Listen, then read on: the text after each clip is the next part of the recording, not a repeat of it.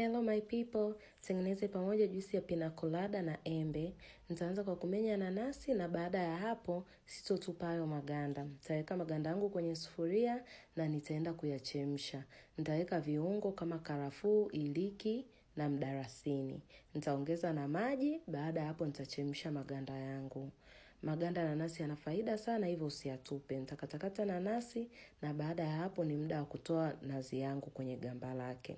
Baada ya kutoa nazi, hatua itakayofuata nitaenda kuikatakata.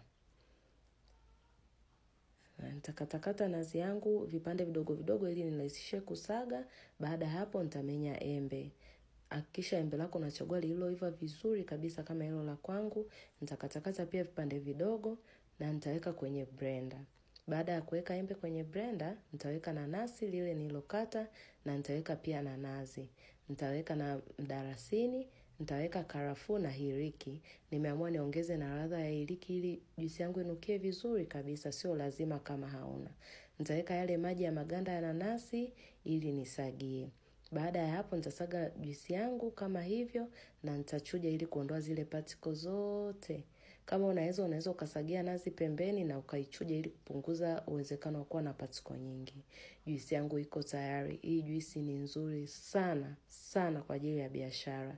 Ni tamu sana na amazing. Unaweza ukaongeza sukari au ukaweka asali ukipenda.